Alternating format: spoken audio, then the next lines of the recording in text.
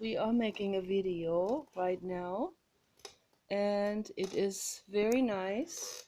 I'm watching Jiddu Krishnamurti on my Chromebook, and the papa dog is getting on the couch. Yes, and it is cozy, very, very cozy. And tonight there is a strawberry moon just for the papa dog. I have a strawberry moon for you. Ta ta ta ta ta ta ta ta. I have a strawberry moon for us. Ta ta ta ta. We can have a romantic night together. Ta ta ta ta ta ta ta. Ta ta ta ta ta ta. Ah ah ah ah ah. A strawberry moon. Ta ta ta ta. So, okay. I have a green shirt and a green clay. It's very nice, and they are perfectly in sync. It is wonderful. I always love when that happens. And I'm looking forward to the strawberry moon. It's going to be awesome. Dork night, okay, with a nice strawberry moon. And it's not going to be hot and exciting as in other people's videos. And I'm not even going to film it because I don't even have night vision. But we're going to enjoy the strawberry moon. Papa Dog and I and Paul together forever. Okay. And that's the title of the painting in the living room. And this title of this painting here, as I said before many times, it is called the ego dissolution funnel. So a person falls sideways, as the arrow indicates. A person falls sideways into a tree. It really is upside down. I have it only for painting purposes sideways. It really is, the person falls straight down, vertically, into a palm tree. And that was a vision that I had. I saw some video footage in a movie or something where a woman was catapulted out and up through a hole in an airplane. It went like with the high heels coming off and all of this and shot out into orbit, sort of. Not really, it was still the atmosphere. And then I don't know what happened, probably got shredded into pieces. But and then later on I had this idea, and that was not a real, it's not a real story. So the real story, and I'm sure there are cases that where that happened actually, where this tragedy happened. So, but in my vision, I have these artistic and sometimes very disturbing visions of things that could happen or that could go wrong, and it's very painful sometimes to have these intrusive thoughts. And I had this thought, but this all ties in with being an artist. See, everything has a flip side. You have one side is, the yin and yang of everything, basically. I have the yin is, and yin is not better than yang, of course, in the Chinese philosophy. So I don't know where that, I think it comes from Taoism, the yin and yang. It just shows shadow and light. So shadow is not worse than light. I mean, we need shadow, we need light, we need both. I need to be in a shadow sometimes to protect my skin. But as Goethe, Johann Wolfgang von Goethe, the great German poet, as he said, that everything has plus and minus. And so in that sense, as an artist, I have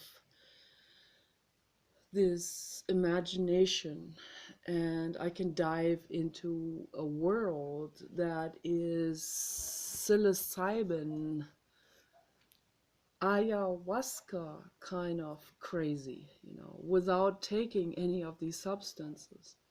My brain is constantly on that by itself. And I don't know whether my brain creates these chemicals or whether it's just the brain formations that are able to visualize these kind of things. So I have just unimaginable visualization power.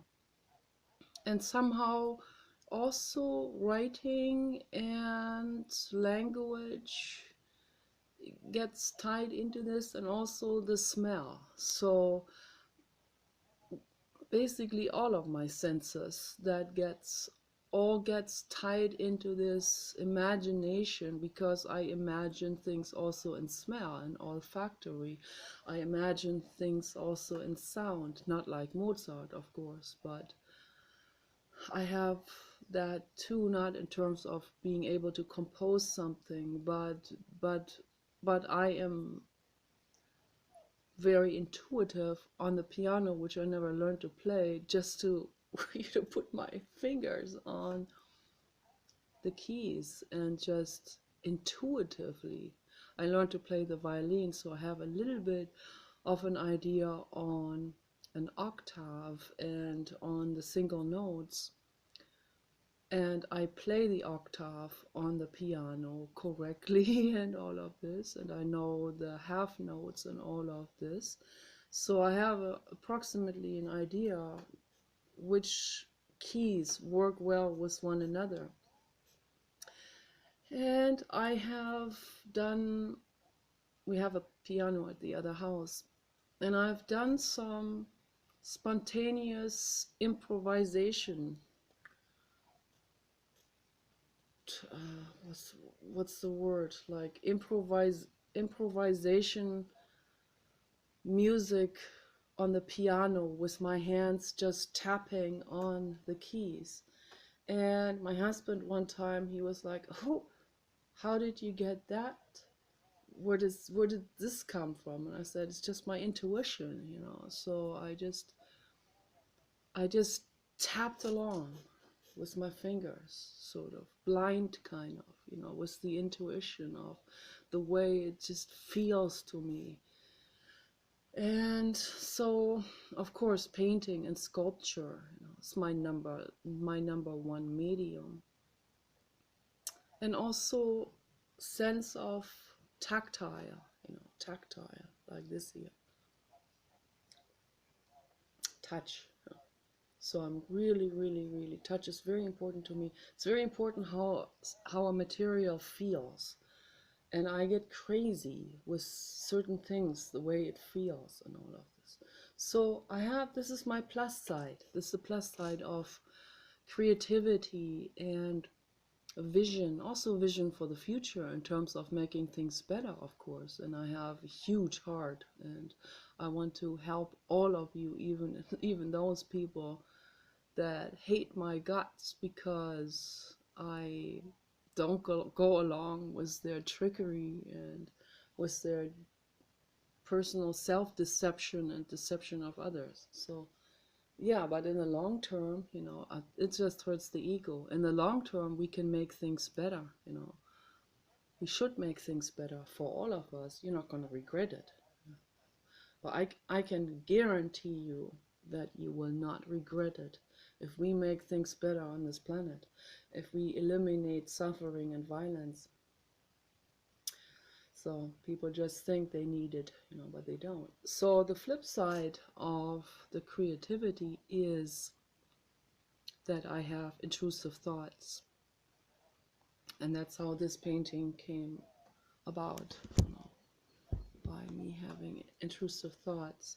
But then this intrusive thought was also sort of like an inner cry for help, or like a cry out of despair, like fear of catastrophes and fear of this and this, and feeling kind of like I don't feel like I don't have anyone to, I don't have a protector that,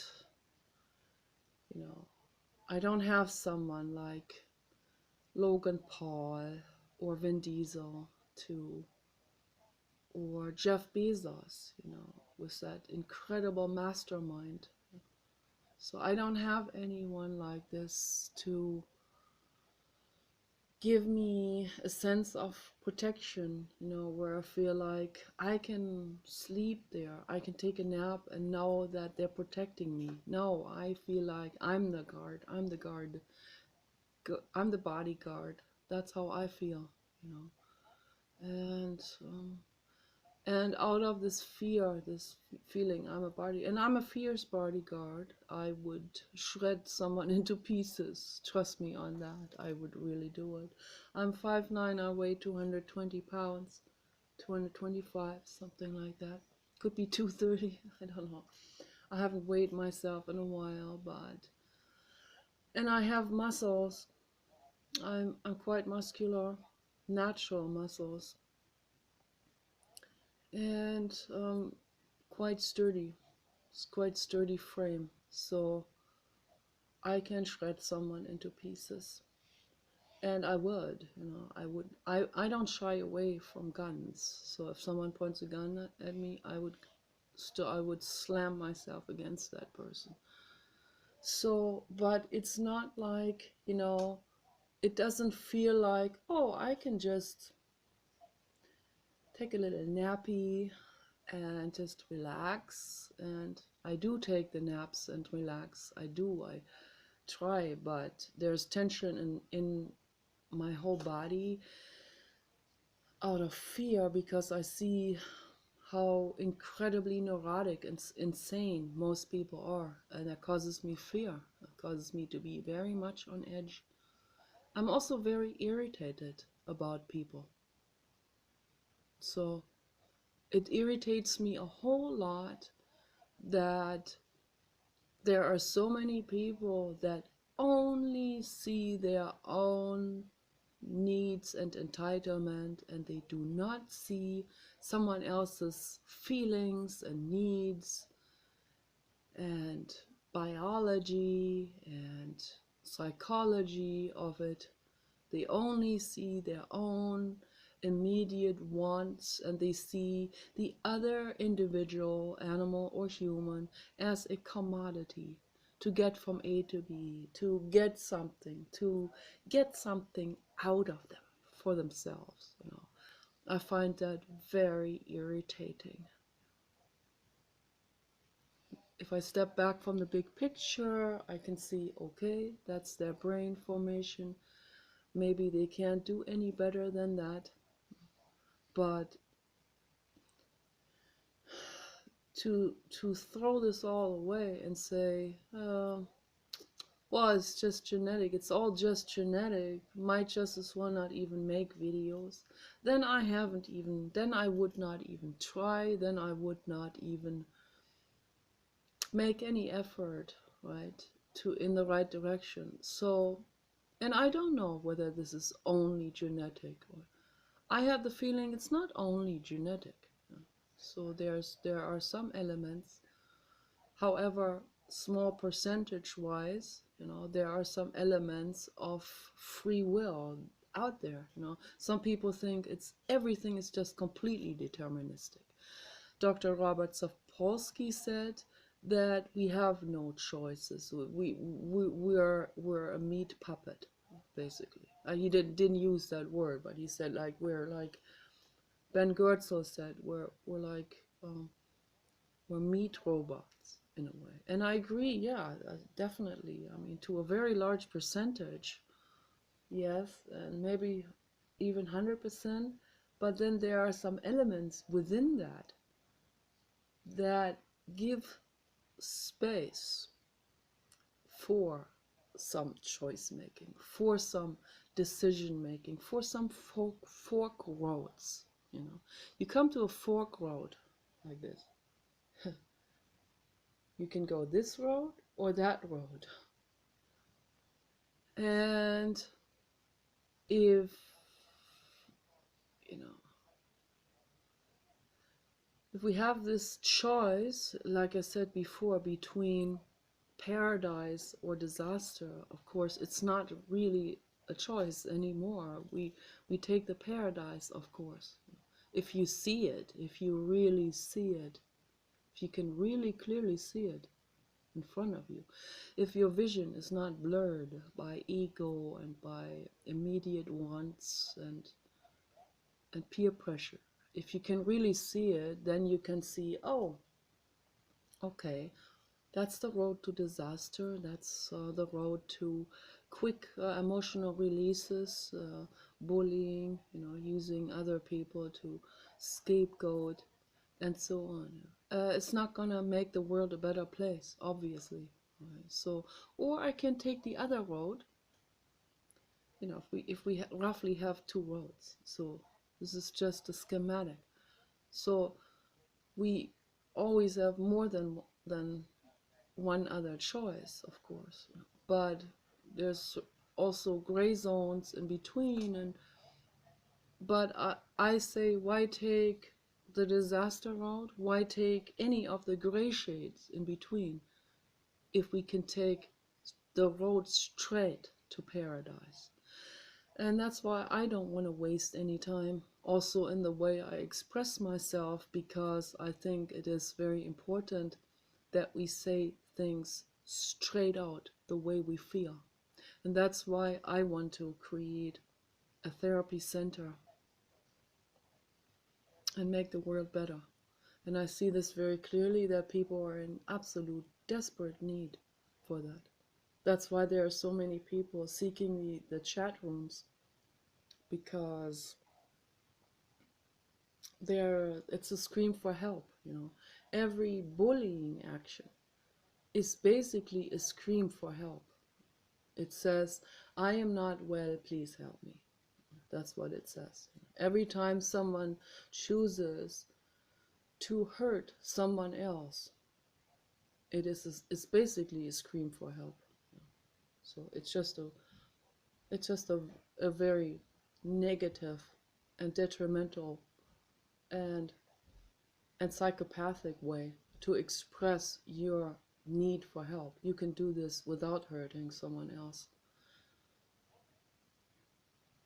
But these people, they don't see other people with their needs and with their biological beingness, and space that they require around them, and respect that they require, the animals and humans. So they don't see it. They're so caught up in their own entitlement and in their own feeling victimized and feeling wronged and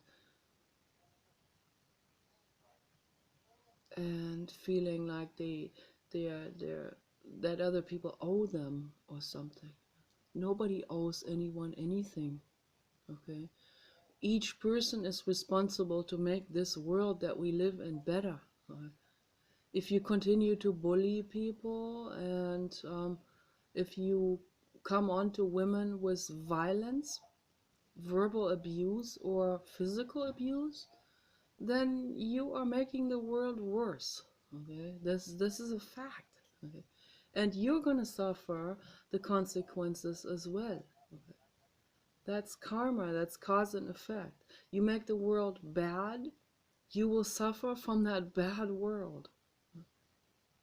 This is just the mathematical logic. Okay? So let's make the world good, and then all enjoy the benefits from that goodness of making the world better, from the fruits of goodness. So let's sow the seeds now to make the world better. Don't have kids, and let's reduce the population gradually, without suffering, without pain, without violence. Just don't put any more living beings into this world. Don't do it. Bring the population down. So if you maybe in the future you get to a different planet and everything is wonderful there, then maybe there can be some procreation happening, in a very controlled manner. So in a very controlled management order. So very, very controlled, because you can't just continue to procreate and think the world is going to stay all wonderful and clean and pristine. It's not going to work that way. This is just a mathematical fact. It's logistics.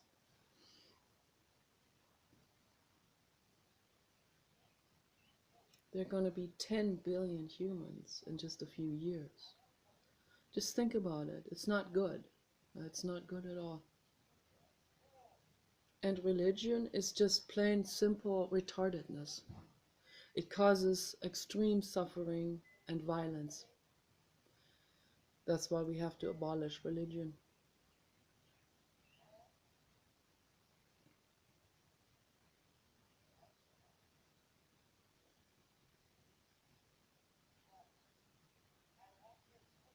But I try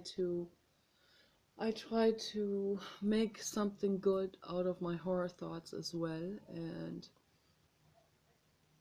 it has a message. Every thought has a message. Every entity out there is in pain and has something to say, and that's why I want to create this therapy center. I want to create therapy centers in every community worldwide. And it's not me, it's not I want to create this as like I am now the owner of this or the inventor of this. No, there are people that have invented that before me and had the same ideas, and there are many people who have the same ideas. Dr. Arthur Johnoff and Teal Swan and many other people that have the same thoughts and that have the same goals. Okay, so what I'm saying is together we can create that. So it can be created, and I'm not even the person who can sponsor this. I'm not even I don't have money. I'm not even the person who can manage this or mastermind this or micromanage any of this. I know nothing about business. I should have studied business instead, just to know how to manage anything at all, even if it is a nonprofit. And I want this to be nonprofit.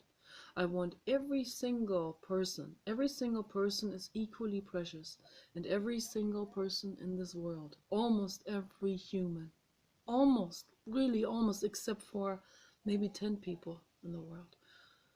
Only 10 people that are sane and that have no pain. There are some people that are also sane, but also with a lot of pain. So they have pain and they retain their sanity as well. And those are also very rare, those people. Okay. And then there are people that have gone through a struggle in their lives like I have, and then they have come out the other end of the tunnel, and they have started to realize things and become very clear about how life and existence can continue and no other way. And the only way is through peace and love and compassion. That's the only way. There's no other way. Yeah. And I see the people out there, I see particularly young men, they are loaded with energy, just like a young puppy dog is, loaded with energy. So what we need to do is, instead of putting these people, into situations they can't handle at all, like schools where they learn something that doesn't make any sense to them, or competition sports that just fuels the emotional pain even more, or it just docks onto the emotional pain. It just fuels the ego even more, and they feel like they need to perform in order to be respected. And the military, all of this is wrong. All of this is just causing more suffering and more pain. Okay.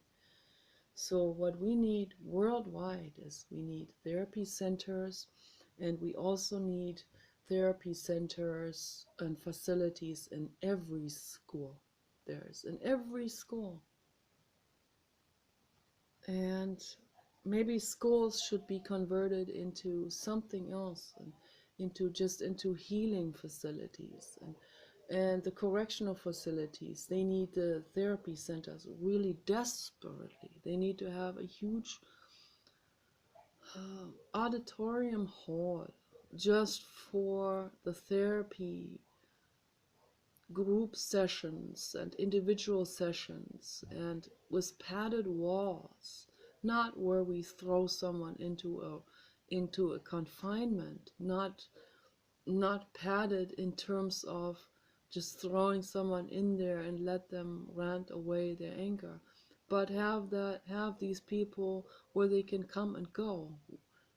Freedom. That's the only way we can achieve things, through freedom. Okay. And through really listening to what the other person has to say. And I see these people are suffering. They're suffering real badly.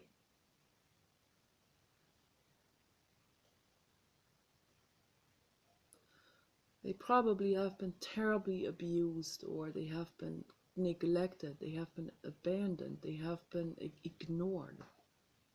You know, being ignored as a child is equally bad. It's an equally bad trauma as being beaten. I remember there was a woman at the Primal Center, I forgot her name now, an older lady, like 20 years older than me.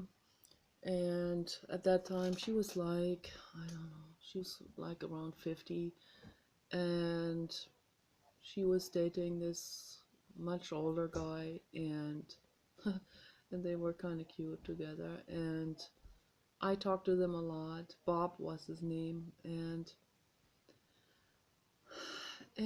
we sat out there in the garden together. It was kind of nice, and she told us how her childhood was. That she said that the only affection she's ever received from anyone was from her grandfather, with dirty, oil-smeared fingers, who molested her, who touched her in the wrong way. And that was the only affection she ever got. And when she was a child, she accepted that, because if it wasn't for that, she would have no touch and no affection at all. And that makes me extremely, infinitely sad to hear that. And this is just one person who talked about it. There's other people that talk about it. Most people don't talk about it. Most people push this under the rug. They shove it out of sight. And it's these kind of things that do need to be addressed, that we need to talk about, okay? And the men, many men have been molested as well, okay? And they need to talk about it. They don't want to talk about it at all, because then they feel like they look gay, or, you know, it's in the rural communities, it is, they are terrified of being looked down on, and being looked at as if they are soy boy or gay or something like this, or sissy or girly. So for them, that's like the ultimate, that's their ultimate peer pressure, social pressure fear. They're a pressure cooker with this thing. I see all of this. They are terrified of that. Even a lot of gay men are terrified of being looked at that way. They want to deny being gay. And there's a big scale from A to Z with this. You know, there are gay men that you would never suspect it, ever. You know, they appear very masculine and very muscular and very big and strong, and their mannerisms would never reveal it, but secretly they have those thoughts and needs.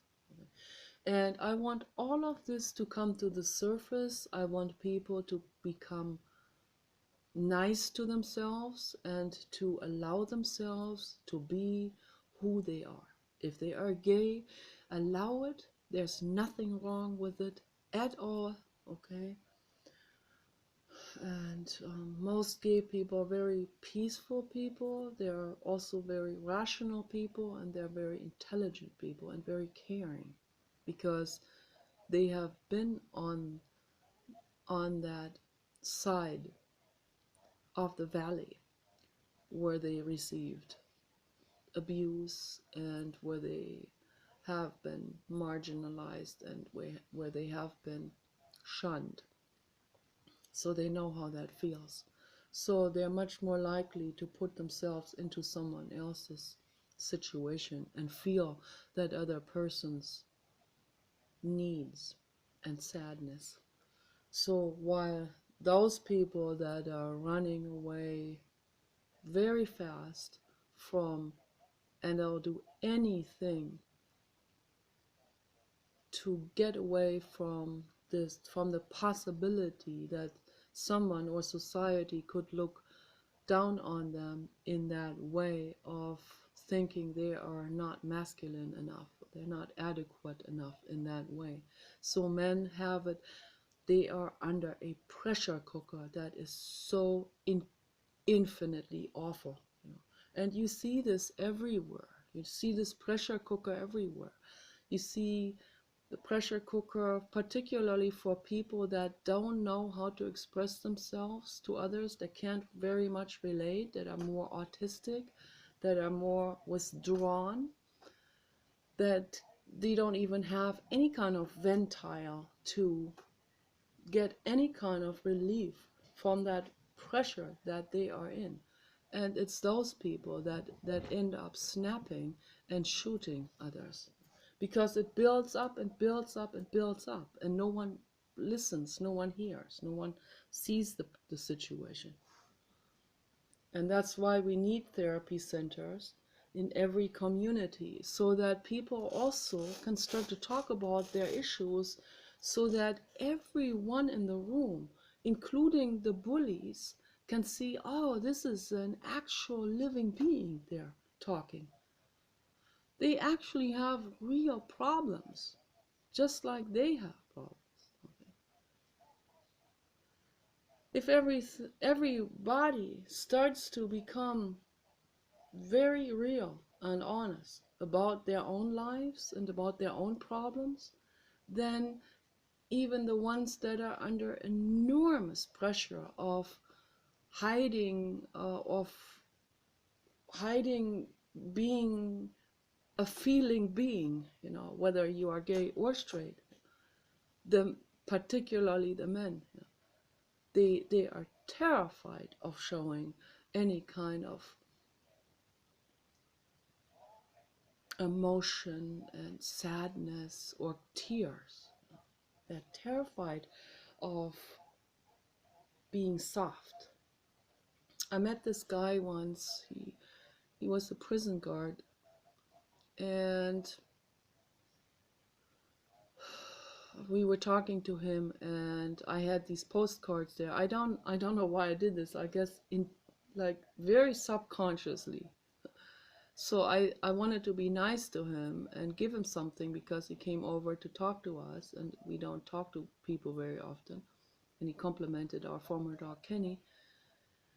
And so I wanted to give him something to make him feel better, because he was suffering. It was the streets very noisy where he's living on. And so I gave him 10 greeting cards with envelopes together. I got that for free in the mail from someone, and I already have so many, and I thought I'll give him that. Maybe it'll make him feel better. And it had, I wasn't thinking, you know, it had photos of little kittens and ribbons and flowers. So I gave him these cards, and he looked at these cards, and with a horrified, appalled look on his face, like someone has hit him in the face, like someone has insulted him, like someone has called him, "You sissy."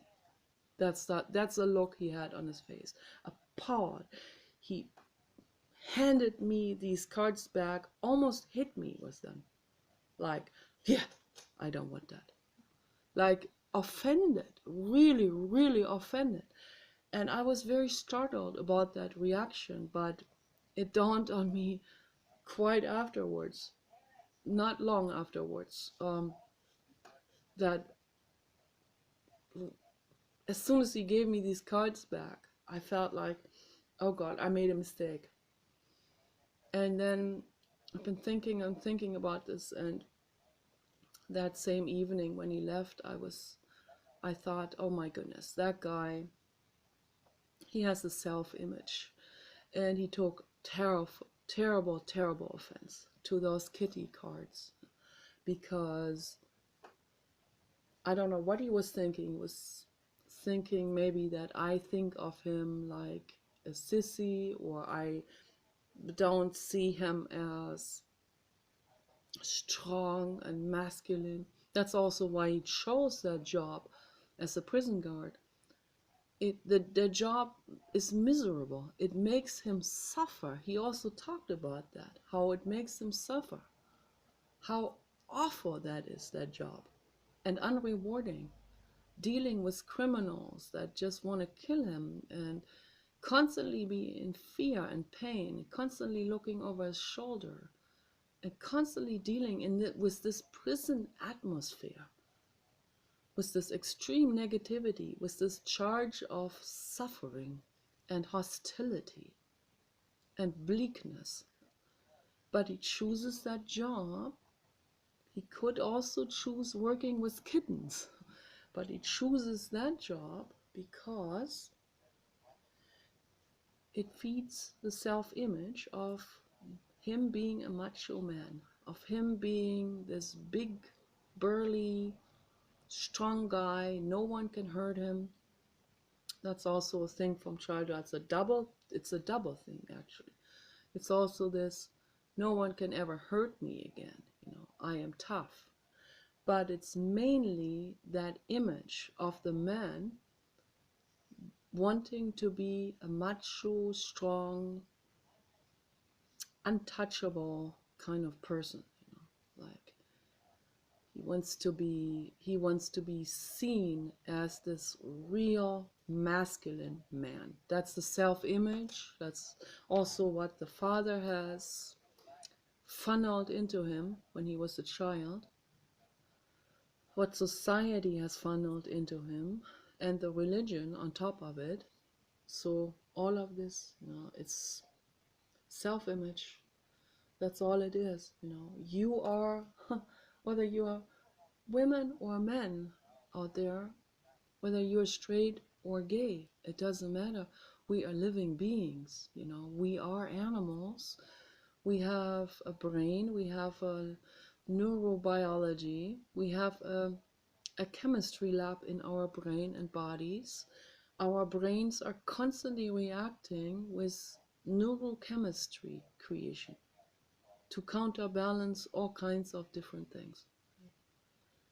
And there are needs, there are hormones running through our bodies, and women have their hormones, men have their own hormones. Okay? And it's very intense. And for men, it's even more intense. The hormones, the sexual hormones in particular, very intense. And looking at it from a wider angle, I can see this more clearly, and I can say, okay, I see where you're coming from with this. I see that this must be very pressing and very urgent for you, to deal with those kind of things, with those kind of hormones and urges all the time, all the time. And these urges, they collide, just like they collide with the women wanting to be respected and wanting to be a photo model and very skinny. At the same time, they want to be wanted, which is natural. We women do want to be wanted. That also ties into the emotional pain and all of this from childhood, when we have not been cutted enough, and that will hook onto this and make this whole situation much more muddy and much more obscured, where we don't even know anymore what is childhood pain and what is our own neuronal and our own chemistry, our own hormonal chemistry, how the maybe one even triggers the other, and it just becomes very convoluted. But obviously, yes, we want to be wanted, we have our own needs and all of this, and urges, but the sexual urges, they're like, I don't know, like 10% of that what the men have, I would roughly estimate, from what I'm observing. So men have it really, really intense. And then comes this self-image that has been installed in them, where they think they need to live up to this self-image of being strong and of being the masculine man and all of this. And so that also gets tangled up with childhood. It also gets tangled up with the hormones and can become convoluted and can trigger each other into more of that. So all of it, nothing is very clear lined, and it's very difficult to really sort all of this out in a very schematic way. But just broadly and roughly, this is basically what's happening. So they suffer quite a bit, and they're under enormous pressure. They want to impress, they're territorial, they're possessive, all of these things. Okay? When none of this is really necessary, and the woman doesn't even want that. We don't even want a man who is possessive and territorial and all of this. No, we want a peaceful man who will protect us fiercely when necessary, but not when it's not necessary, not when there's another guy smiling at us.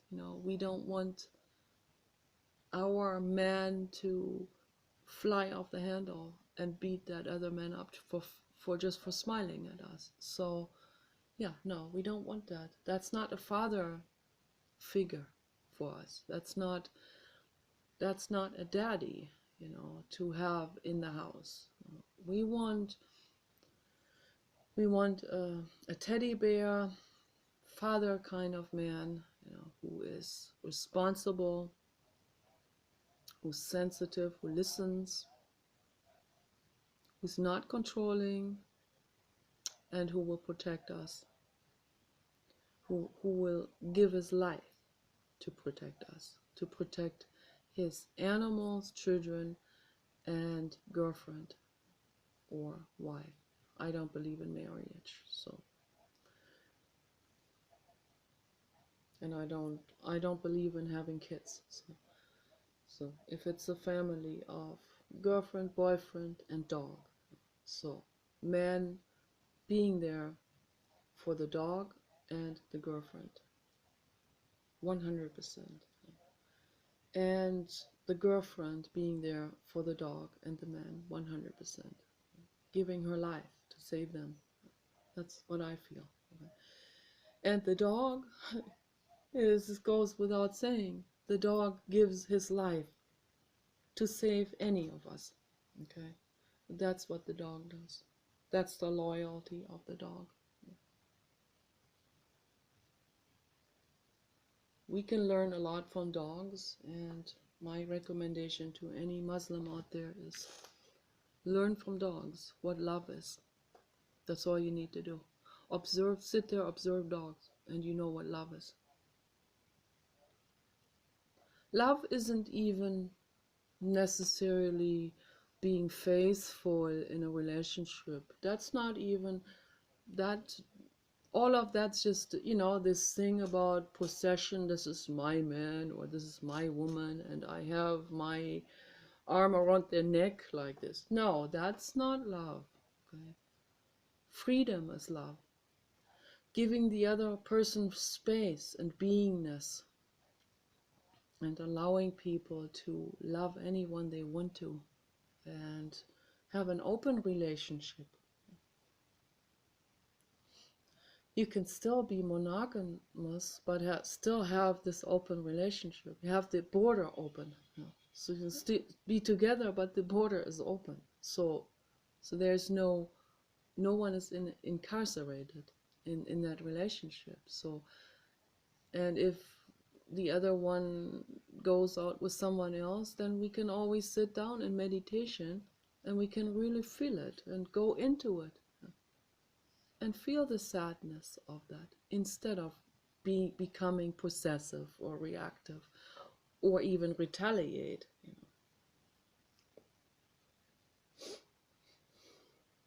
But that's what most people are doing. They retaliate. And that's what we see that this is not working. It's not working at all. It just leads to more suffering and more problems.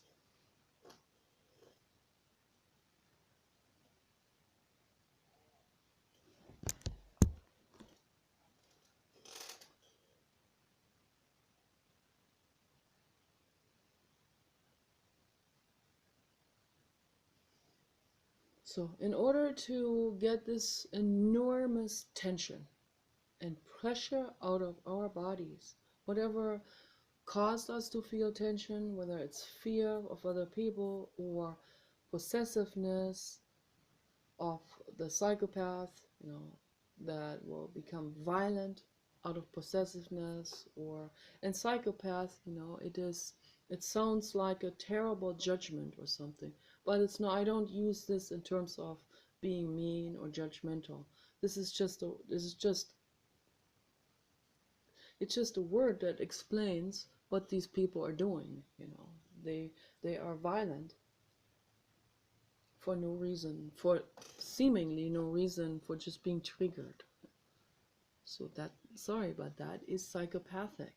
Okay? And if you don't want to be labeled that, or if you don't want to be seen as scary in that way, or be shunned or lose friends, then my message to the psychopath is, then don't be violent anymore. Don't be violent. You have that choice. And in that sense, I don't agree with the determinists that say we're just meat puppets. We do have a choice inside of us. We do. We can choose to sit down with that pent up hatred and all of this, and without acting it out, without victimizing any being, animal or human. Don't let it out on any living being. Okay. No one is mocking you. Okay. I've seen psychotic people that thought birds are mocking them. I've seen this. So with my own eyes. They are under so much tension and pressure and pain that it goes to such extremes where the brain snaps and they think a bird is mocking them just by singing. A woman told me about this once, a long time ago in Germany, that she thought that, and I've seen an older man here in the United States do this right here on our property. And there are people that interpret these kind of things into animals. Animals don't think that way. They don't mock you. They never mock you. They would never look down on you. Don't project these kind of things into animals. Okay, I'm giving you just a fact check here. Okay, and if a person mocks you, people do these kind of things. If a person mocks you, then instead of lashing out at that person, sit down with it in meditation and say to yourself, he mocked me. This is this is what it is. It is what it is. Okay, he mocked me, or they mocked, or she mocked me, or they said this about me, or they said I look like a guy, or they said I look old. And I sit down in meditation with this, and I just allow it to be, you know. And if the ego comes up and is really hurt about this and wants to fix the situation, you know, don't listen to the ego.